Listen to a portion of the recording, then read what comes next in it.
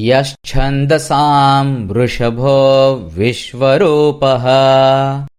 छन्दोभ्योऽध्यमृतात् सम्बभूव समेन्द्रो मेधया आस्पृणोतु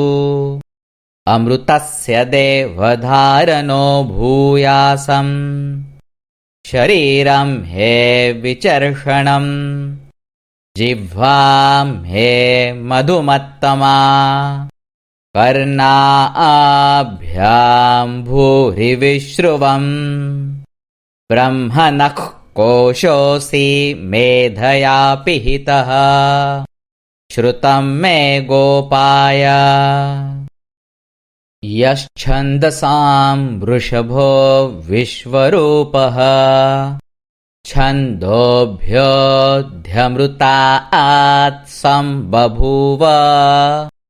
समेन्द्रो मेधया आस्पृणोतु अमृतस्य देवधारणो भूयासम् शरीरं हे विचर्षणम् जिह्वां हे मधुमत्तमा कर्णाभ्यां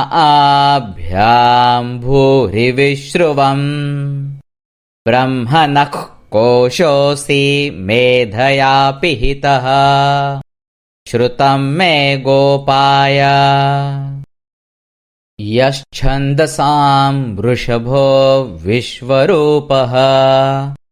छन्दोभ्योऽध्यमृतात् सम्बभूव समेन्द्रो मेधया आस्पृणोतु अमृतस्य देवधारणो भूयासम् शरीरं हे विचर्षणम्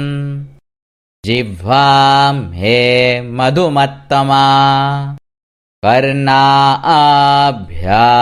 भूरिविश्रुवम्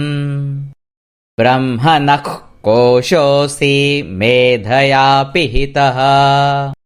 श्रुतं मे गोपाय।